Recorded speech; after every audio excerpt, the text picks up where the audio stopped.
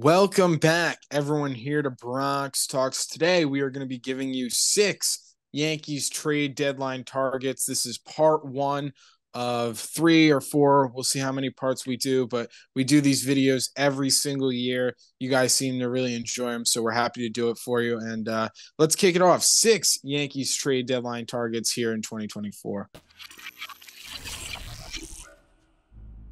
At number 6, we have Reed Garrett of the New York Mets. He's just 31 years old, and he's making less than $1 million this year. Now, the Mets most likely, I think, are going to be sellers at the deadline. They really have not been good this year, and they're kind of just going down a bad path. So, Reed Garrett, a right-handed pitcher, his savant page, excellent. This guy throws a sinker, cutter, a four-seam sweeper, and split finger. He's in the 99th percentile in K percentage. His expected ERA is in the 98th percentile. This guy is a pretty elite pitcher. I really think it would be a great move. It would really pad the bullpen. And, we're going to talk about a lot of guys on this list, but I'd say the bullpen, high leverage relievers are going to be one of their biggest targets this deadline. Up next is Tanner Scott, a left-handed relief pitcher for the Miami Marlins. The Marlins are just terrible, one of the worst teams in baseball, but Tanner Scott has been a bright spot for them. On the year, he's 4-4, pitching a 1.64 ERA with 22 innings pitched and 23 strikeouts and a 1.36 whip. He'd be a very solid guy for the Yankees to throw into that bullpen, can eat some innings, and could pitch in high leverage spots. He's having a very solid season. And another important thing that would be good for the Yankees is he's a left-handed pitcher. And we like left-handed relievers in Yankee Stadium. And I think he could definitely replace a guy in that bullpen like Caleb Ferguson and pitch at a very, very high level. He's also in the 100th percentile in exit velocity. So they do not hit Tanner Scott hard. At number 4, we have Ryan Helsley. Probably heard of this guy. I'm sure we mentioned him last year. He's on the Cardinals. He's been one of the better relievers in baseball for the past few years. And Cardinals are bad this year. I wouldn't be surprised if they try and get some value for him. He does have the rest of this year and then 2025 left until he is a free agent. He's still in arbitration. But look, if the Yankees could get their hands on this guy, they'd be pretty set. You know what you're going to get. He's just dominated. His fastball averages around 100 miles an hour, can get up to 102, 103. This guy's a dominant relief pitcher. I think if you pair him and Holmes together, you get to the 7th, 8th inning, good luck for most teams.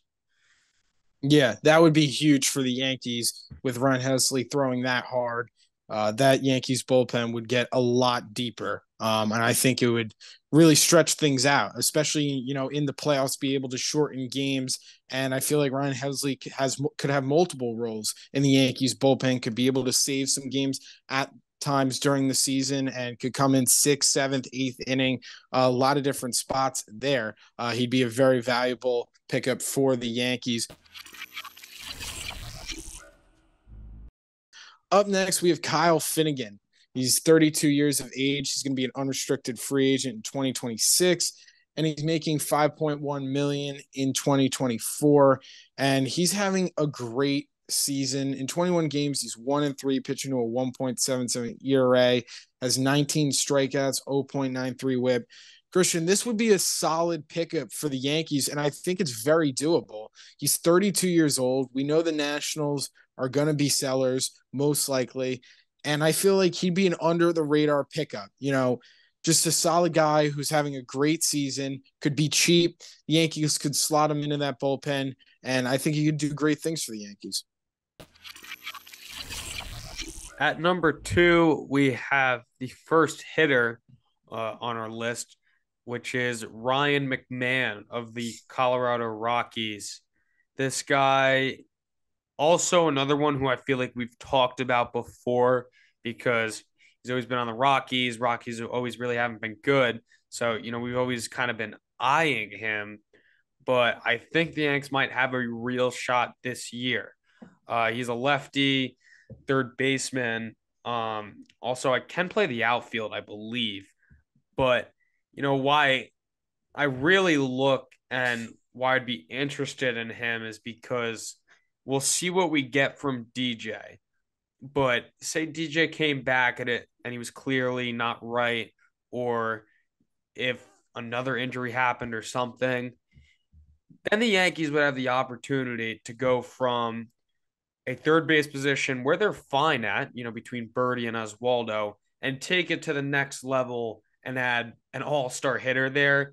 The lineup's going to be completely unstoppable. I think it would be one of those moves that if they made it, you would kind of, in your mind, be thinking Yankees are going all in this year. And at number 1, we have Mason Miller, who you could argue has been the best pitcher in baseball this season. He's certainly up there for best reliever in baseball. You could totally make a case for that. And Christian, he's been disgusting. He's been one of the biggest stories in Major League Baseball this season, and he's cheap. He's only making $740,000 this year. He's not a free agent till 2029, only 25 years of age. So if the Yankees brought this guy in, it would definitely be a long-term plan. Who knows ultimately if the Oakland A's are going to trade him, because he does have a lot of control and, they might want him for the future. But Christian, if the Yankees could pull this off, I mean, man, oh man. I mean, I'm looking at its baseball savant right now. Out of all the pitching stats, six of the categories he's in the 100 percentile for. That's expected ERA, expecting batting average, fastball velo, chase rate, whiff rate, and K percentage.